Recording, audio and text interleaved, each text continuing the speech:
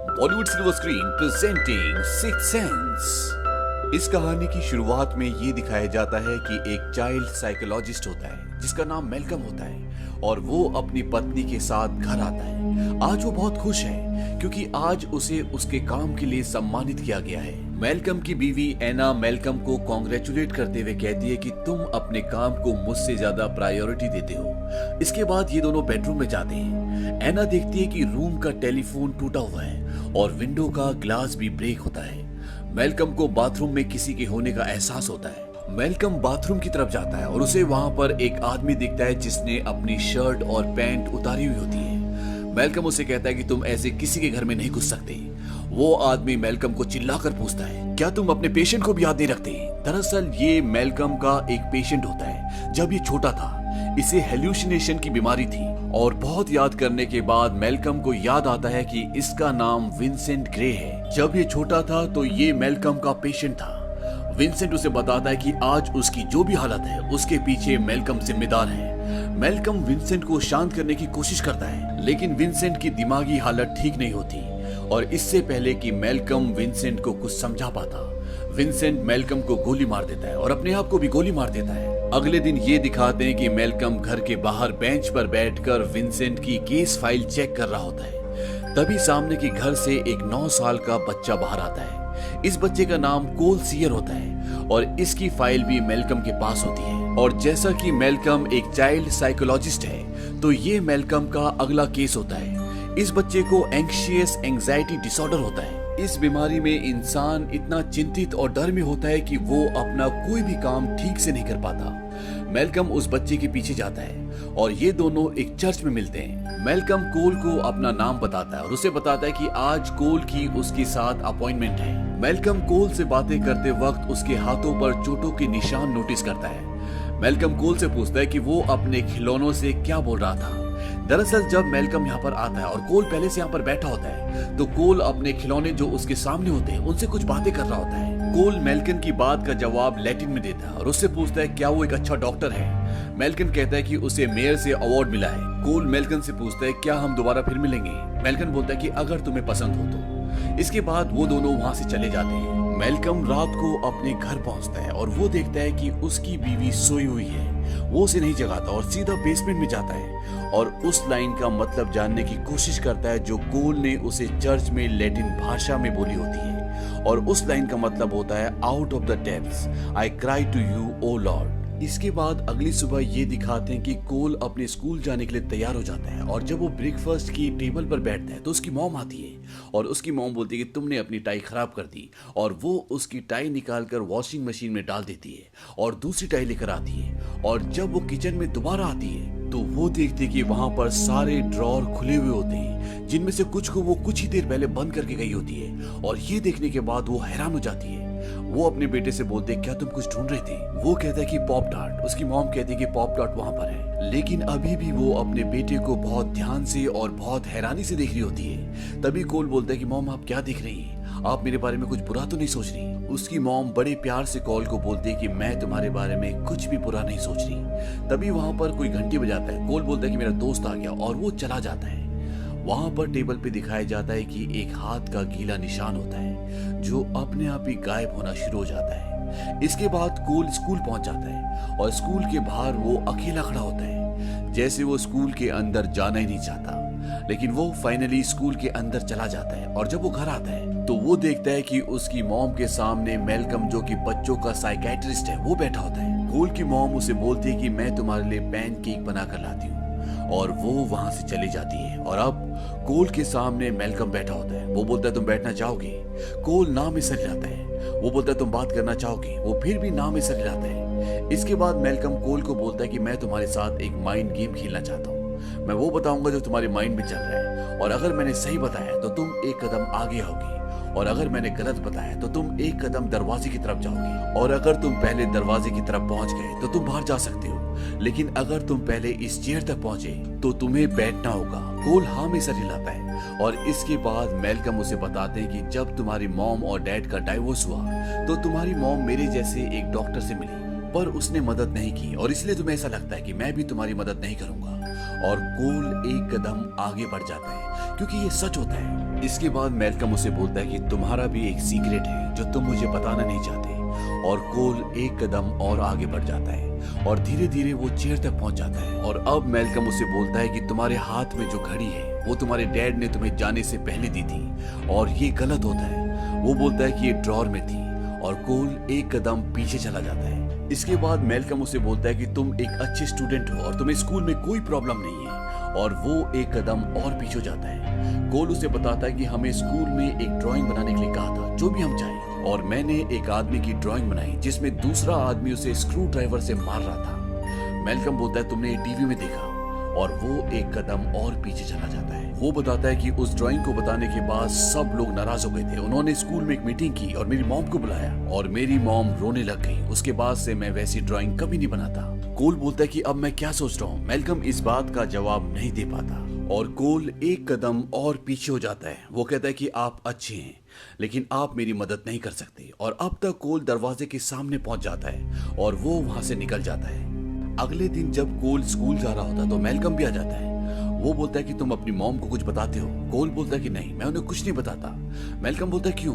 कोल कहता है कि वो मुझे एक आम लड़का नहीं समझती और अगर मैं उन्हें सब कुछ सच बता दूंगा तो वो मुझे पागल समझेंगी। इस बात पे मैल्कम उसे समझाता है। वो कहता है कि तुम पागल नहीं हो और अगर तुम्हें कोई ऐसा बोलता भी है तब भी उसकी बातों पे यकीन मत करना। इसके बाद जब कोल घर आ जाता है तो मैल्कम भी उसके साथ होता है और वो बोलता है कि तुम्हें पता है कि फ्री एसोसिएशन राइटिंग क्या होता है? वो कहता है नहीं। मैल्कम बताता है कि इसमें तुम्हारे हाथ में एक पेन होता है और तुम्हें कुछ भी लिखना होता है बिना सोचे समझे। इससे तुम्हारे अंदर की कुछ ऐसी बातें, कुछ ऐसी चीजें सामने आ जाती है जिसके बारे में तुम खुद भी कभी कुछ नहीं जानते। मैल्कम कोल से बोलता है क्या तुमने कभी ऐसी राइटिंग की है? कोल बोलता है हाँ। मैल्कम पूछता है तुमने क्या लिखा था?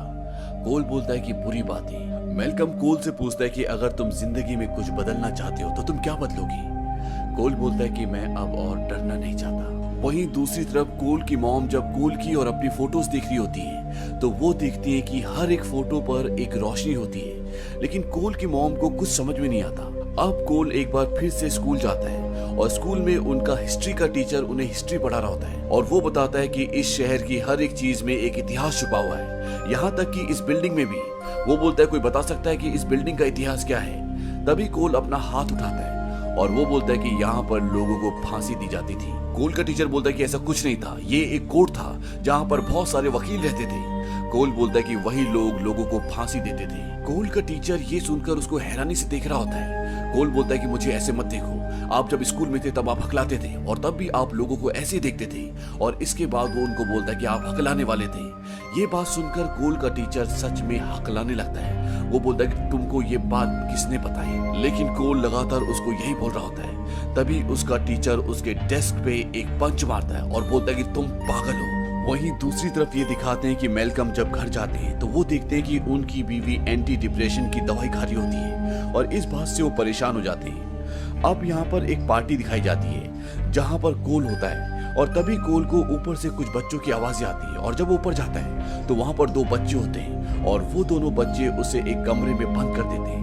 कोल वहाँ पर बहुत चिल्लाता है क्योंकि वो डर जाता है और कोल की मॉम भागती हुई ऊपर जाती है, लेकिन कमरे का दरवाजा नहीं खुलता और तभी कमरे का दरवाजा अपने आप ही खुल जाता है और कोल वहाँ पर बेहोश होता है। कोल की मॉम कोल को हॉस्पिटल ले जाती है जहाँ पर डॉक्टर कोल की मॉम को बताता है कि उसके जिस्म पर कुछ खरोचों के निशान हैं और डॉक्टर को इस बात का शक कोल की मॉम पर होता है कि उसकी मॉम उसे मारती है, लेकिन कोल की मॉम बोलती है कि मैं अपने बच्चे को कैसे मार सकती हूँ। वहीं दूसरी तरफ भी दिखाया जाता है कि कोल बेड पे लेटा होता है और उसके सामने मैल्कम आते हैं। मैल्कम अपनी बीवी की वजह से परेशान है और कोल इस बात को समझ जाता है। कोल मैल्कम को बताता है कि मैं अपना सीक्रेट आपको बताना चाहता हूँ। मैल्कम हाँ में सर हिलाता है। कोल उसे बोलता है कि मुझे मरे हुए लोग दिखते हैं हर जगह। मैल्कम पूछता है कि तुम्हें मरे हुए लोग सपनों में दिखते हैं? कोल बोलता है कि नहीं, वो मुझे हर जगह दिखते हैं, चलते फिरते हुए दूसरे लोगों की तरह, लेकिन उन्हें नहीं पता कि वो मर चुके हैं। वो वही देखते हैं जो देखना चाहते हैं और वो मुझे हर वक्त हर जगह दिखते हैं। कोल मैल्कम से बोलता है कि आप ये सीक्रेट किसी को बताएंगे नहीं ना? मैल्कम बोलता है कि नहीं, मैं वादा करता हूँ। कोल बोलता है कि मेरे सोने तक आप कहीं जाना मत और इसके बाद कोल सो जाता है। मैल्कम को लगता है कि कोल बीमार है, उसे विजुअल हेलुसिनेशन होते हैं और उसे मेडिकेशन की हॉस्पिटल की जरूरत है। इसके बाद कोल की मॉम कोल को घर ले आती है। वो सो रहा होता है और कोल की मॉम देखती है कि उसके शरीर पर खरोचों के निशान होते हैं। उसे लगता है कि ये सब उसके दोस्तों ने किया है और वो उसके दोस्तों के घर पर फोन करती है और उनके पेरेंट्स को बोलती है, मैं आपके बेटे के बारे में बात करना चाहती हूँ। उसे कहना कि अपने दोस्तों के साथ मिलकर कोल को परेशान करना बंद करे। अब रात को कोल की आंखें खुलती है और उसे अब टॉयलेट जाना है। वो बहुत डरते हुए टॉयलेट तक पहुंचता है और जब वो टॉयलेट कर रहा होता है तो उसे लगता है कि उसके पीछे से कोई निकला है। और जब कोल किचन में जाता है तो वहां पर एक औरत काम कर रही होती है और वो कोल को देखकर चिल्लाती है। वो कहती है, you can not hurt me anymore, you are a terrible husband. और कोल वहां से भाग जाता है और भाग के सीधा अपने टेंट के अंदर आ जाता है जहां पर उसने बहुत सारी पवित्र छोटी छोटी मूर्तियां रखी होती है। कोल बहुत बुरी तरह डर चुका है। वहीं दूसरी तरफ ये दिखाया जाता है कि मेलकम की वाइफ का किसी के साथ अफेयर चल रहा है और मेलकम उन दोनों को एक साथ देख लेता है। इस बात से मेलकम बहुत परेशान हो जाता है और जब वो कोल के पास जाता है, कोल उससे पूछता है कि आप क्या चाहते हैं। मेलकम बोलता है कि मैं अपनी बीवी से उसी तरह से बात करना चाहता हूँ जैसे मैं पहले करता था। मैंने बहुत वक्त से उससे बात भी नहीं की। कोल बोलता है कि लेकिन आप ऐसा कैसे करेंगे। मेलकम बोलता है कि मैं अब से तुम्हारा डॉक्टर नहीं हूँ, मैं अपनी फैमिली की तरफ ध्यान देना चाहता हूँ। कोल बोलता है कि प्लीज आप मुझे मत छोड़िए, सिर्फ आप ही मेरी मदद कर सकते हैं। कोल बोलता है कि आपको मेरे सीक्रेट पे यकीन है ना, जो मैंने आपको बताया था। मेलकम बोलता है कि मैं इसका जवाब नहीं दे सकता। इस बात से कोल को बहुत दुख होता है क्योंकि वो समझ जाता है कि मेलकम को उसकी बात पे यकीन नहीं है। कोल उसे बोलता है कि अगर तुम्हें मेरी बात पे यकीन नहीं है तो तुम मेरी मदद कैसे कर सकते हो। इसके बाद मेलकम अपने घर के बेसमेंट में आ जाता है और वहां पर वो विंसेंट के कुछ ऑडियो रिकॉर्डिंग सुनता है। विंसेंट मेलकम का वही पेशेंट होता है जिसने इस कहानी की शुरुआत में उसे गोली मारी थी और विंसेंट का और कोल का केस लगभग एक जैसा होता है। अब उसे उस रिकॉर्डिंग में एक स्पेनिश आवाज सुनाई देती है और उसमें वो बोलता है, योर नो क्यूरो मोरिन, मतलब मैं मरना नहीं चाहता। ये सुनने के बाद मेलकम कोल से मिलने के लिए चर्च आता है। वो वहां पर कोल से पूछता है कि जो तुमने मुझे बताया था कि तुम्हें मरे हुए लोग दिखते हैं, वो तुमसे क्या चाहते हैं। कोल बोलता है कि वो हमेशा मुझसे मदद मांगते हैं। मेलकम कहता है कि बिल्कुल ठीक, और मैं उनको वापस पहुंचाने का रास्ता जानता हूँ। कोल बोलता है कैसे। वो कहता है कि उनकी बात सुनो, उनकी मदद करो। कोल कहता है कि अगर उन्हें मदद ना चाहिए हो तो, वो गुस्से में दूसरों को नुकसान पहुंचाना चाहे तो। और इसके बाद मेलकम वहां से चला जाता है और वो अपने घर आता है और वो देखता है कि वही लड़का जो बार बार उसकी बीवी से मिलने आता है वो उसके घर से निकल रहा होता है। इस बात से मेलकम को दुख होता है। वहीं दूसरी तरफ ये दिखाया जाता है कि कोल अपने टेंट में सो रहा होता है। तभी उसको अपनी मॉम की आवाज आती है और वो भागता हुआ अपनी मॉम के कमरे में जाता है और वो देखता है कि उसकी मॉम सपने में कुछ ना कुछ बोल रही होती है क्योंकि वो अपने बेटे के लिए परेशान है, उसकी मदद करना चाहती है। कोल अपनी सोई हुई मॉम का सर सहलाता है और बोलता है कि मॉम प्लीज सो जाओ। इसके बाद उसकी मॉम शांत हो जाती है और वो वापस अपने टेंट के पास आ जाता है। तभी उसके मुंह से भाप निकलना शुरू हो जाती है, यानी कि वहां का वातावरण ठंडा हो जाता है और जब भी मरे हुए लोग आसपास होते हैं तो वहां पर ठंड बढ़ना शुरू हो जाती है। इस बात से कोल डर जाता है और वो जल्दी से अपने टेंट के अंदर चला जाता है और तभी वो देखता है कि उसके सामने एक लड़की बैठी होती है। कोल इस बात से डर जाता है और वहां से भागता है, लेकिन कुछ ही पलों के बाद वो वापस आता है और वो उससे पूछता है, क्या तुम मुझे कुछ बताना चाहती हो। और इसके बाद ये दिखाया जाता है कि अगली सुबह कोल और मेलकम उसी लड़की के घर जाते हैं और वहां पर उसकी शोक सभा में बहुत सारे लोग होते हैं। कोल और मेलकम ऊपर उसके कमरे की तरफ जाते हैं और कमरे के अंदर जाने से पहले कोल मेलकम को बोलता है कि आप घर मत जाइएगा। मेलकम बोलता है कि मैं यही रहूंगा और कोल उस कमरे के अंदर दाखिल हो जाता है। वहां पर कोई नहीं होता और तभी उसके पैर पर कोई हाथ लगाता है और कोल डर के नीचे बैठ जाता है और वो देखता है कि बेड के नीचे वही लड़की होती है जो रात को उसके कमरे में आई थी। उसके हाथ में एक बॉक्स होता है और अब कोल उस बॉक्स को लेके नीचे आता है और वो उस लड़की के डैडी को बॉक्स देता है और वो कहता है कि आपकी बेटी आपको कुछ बताना चाहती है। और बॉक्स देने के बाद वो वहां से चला जाता है और जब वो बॉक्स खोलते हैं तो उस बॉक्स के अंदर एक वीडियो टेप होता है और जब उस वीडियो टेप को चलाया जाता है तो वो लड़की जिसकी आत्मा कोल से मिलने उसके घर आई थी और जिस आत्मा ने उसको ये बॉक्स दिया है उसकी मॉम उसके खाने में जहर मिलाती है और जिसकी वजह से उसकी मौत हो जाती है। और अब उस लड़की के डैड को पूरा सच पता चल जाता है और कोल के ऐसा करने से कोल ने उस लड़की की छोटी बहन की जान बचा ली होती है क्योंकि अगर उसके डैड को ये सच पता ना चलता तो उसकी मॉम उसकी छोटी बहन को भी जहर देकर मार देती। अब यहाँ पर कोल ये सब करने के बाद आत्माओं के साथ रहना, उनसे बात करना सीख जाता है। अब वो उनसे नहीं डरता और इसी की वजह से अब वो स्कूल में भी अच्छे से रहता है और उसे एक प्ले में हिस्सा भी मिलता है और इस प्ले को करने के बाद वो बहुत खुश होता है।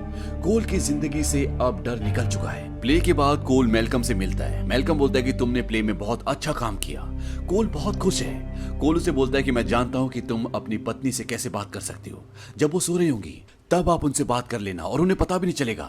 मेलकम बोलता है ठीक है, हम कल मिलेंगे, और मेलकम वहां से चला जाता है। इसके बाद कोल अपनी मॉम के साथ गाड़ी में जा रहा होता है और रास्ते में बहुत ट्रैफिक होता है क्योंकि वहां पर एक एक्सीडेंट हुआ होता है। और कोल अपनी मॉम को बताता है कि मैं अपना सीक्रेट आपके साथ शेयर करना चाहता हूँ। उसकी मॉम बोलती है कि तुम्हारा सीक्रेट क्या है? वो बताता है कि मैं मरे हुए लोगों को देख सकता हूँ और यहाँ पर एक औरत का एक्सीडेंट हुआ है जिसके सर पे चोट लगी है। कोल की मॉम बोलती है क्या तुम उसे देख सकते हो? और वो भी इधर उधर देखना शुरू कर देती है और वो बोलती है कि वो कहाँ है? कोल बोलता है कि मेरी खिड़की के पास। दरअसल वो एक आत्मा होती है और कोल उसे देख पा रहा होता है, लेकिन कोल की मॉम उसे नहीं देख पा रही होती। कोल अपनी मॉम से पूछता है क्या आप मुझे पागल समझती हैं? कोल की मॉम बोलती है कि मैं ऐसा सोच भी नहीं सकती। कोल बताता है कि जो मुझे खरोंचे चोटें लगती थी वो वही घोस्ट थे जो मुझे दिखते थे, वो मुझे परेशान करते थे। लेकिन अभी भी कोल की मॉम को उस पर पूरी तरह से विश्वास नहीं होता। और इसके बाद कोल अपनी मॉम को एक ऐसी बात बताता है जो सिर्फ उसकी मॉम को पता होती है। कोल अपनी मॉम से बोलता है कि जो पेंडेंट आपको ड्रॉर में मिला था, जो आपकी अलमारी से किसी ने निकाल लिया था, वो मैंने नहीं निकाला था बल्कि वो ग्रैंड मदर ने निकाला था, क्योंकि वो पेंडेंट उन्हें बहुत पसंद था और इस बात के लिए ग्रैंड मदर ने आपको सॉरी कहा है। कोल की मॉम बोलती कि वो मर चुकी है, ऐसा नहीं हो सकता। इसके बाद कोल अपनी मॉम को उनके और अपनी ग्रैंड मदर के बीच में बचपन की कुछ ऐसी बातें बताता है जो सिर्फ कोल की मॉम को और उसकी ग्रैंड मदर को ही पता थी। और वो ये भी बोलता है कि जहां पर ग्रैंड मदर को दफन किया था वहां पर आप गई थी और आपने उनसे एक सवाल पूछा था और इसका जवाब है हर रोज। वो अपनी मॉम से पूछता है कि आपने क्या सवाल किया था? उसकी मॉम बोलती कि मैंने पूछा था कि क्या आप मुझे प्यार करेंगी। और इसके बाद कोल की मॉम को कोल पे विश्वास हो जाता है कि वो सच बोल रहे हैं और वो दोनों एक दूसरे के गले लगकर बहुत रोते हैं। वहीं दूसरी तरफ मेलकम अपने घर जाता है। उसकी बीवी सोई हुई होती है और वो सोए सोए में बोलती है आई मिस यू। मेलकम बोलता है आई मिस यू टू। उसकी बीवी बोलती कि तुम मुझे छोड़कर क्यों चले गए? मेलकम बोलता है कि मैंने तुम्हें कभी नहीं छोड़ा। और तभी मेलकम के सामने एक रिंग लुढ़कती हुई आती है और ये रिंग मेलकम की रिंग होती है जो उसकी शादी की रिंग होती है। और वो अपने हाथ में देखता है कि उसके हाथ में रिंग नहीं होती, लेकिन उसकी बीवी के हाथ में रिंग होती है। और तभी उसको कोल की एक बात याद आती है और वो बात होती है कि मुझे मरे हुए लोग दिखते हैं, लेकिन उन लोगों को ये नहीं पता होता कि वो मर चुके हैं। और इसके बाद मेलकम को एक एक करके वो सारी घटनाएं, वो सब चीजें याद आना शुरू हो जाती है जो उसने पिछले कुछ दिनों में एक्सपीरियंस की होती है। और उसे वो दिन भी याद आता है जब विंसेंट ने उसे गोली मारी थी। दरअसल मेलकम जिंदा होता ही नहीं है, वो एक आत्मा होती है और उसे इस बात का भी एहसास होता है कि इसीलिए उसकी बीवी डिप्रेशन की गोलियां खा रही थी, इसीलिए वो किसी और के साथ रिलेशनशिप में चली गई होती है, क्योंकि मेलकम जिंदा होता ही नहीं है। मेलकम एक बार फिर अपनी बीवी के पास बैठता है। वो बोलता है कि मुझे यहाँ पर कुछ काम था, मुझे किसी की मदद करनी थी और मैंने मदद की और मैं तुमसे भी कुछ कहना चाहता था। वो अपनी बीवी को आई लव यू कहता है और कहता है अब मुझे जाना होगा, तुम सो जाओ, कल सुबह सब कुछ बदल जाएगा। और मेलकम को अपनी शादी का लम्हा याद आता है। और इसी के साथ ये फिल्म, ये कहानी यहीं पर खत्म हो जाती है। ये फिल्म सन 1999 में रिलीज हुई थी। ये एक बहुत ही कामयाब फिल्म थी। इस फिल्म का टोटल बजट था $40 मिलियन और इस फिल्म ने कमाई की थी $673 मिलियन की। इस फिल्म को 40 अलग अलग कैटेगरीज में, अलग अलग अवार्ड्स में नॉमिनेट किया गया था और इस फिल्म ने जीते थे 16 अवार्ड्स, जिसमें से इस फिल्म के 6 नॉमिनेशन ऑस्कर में भी थे। हालांकि इस फिल्म ने ऑस्कर नहीं जीता, लेकिन ये 1999 की एक शानदार फिल्म थी। उम्मीद करते हैं कि ये फिल्म, ये कहानी आपको पसंद आई होगी।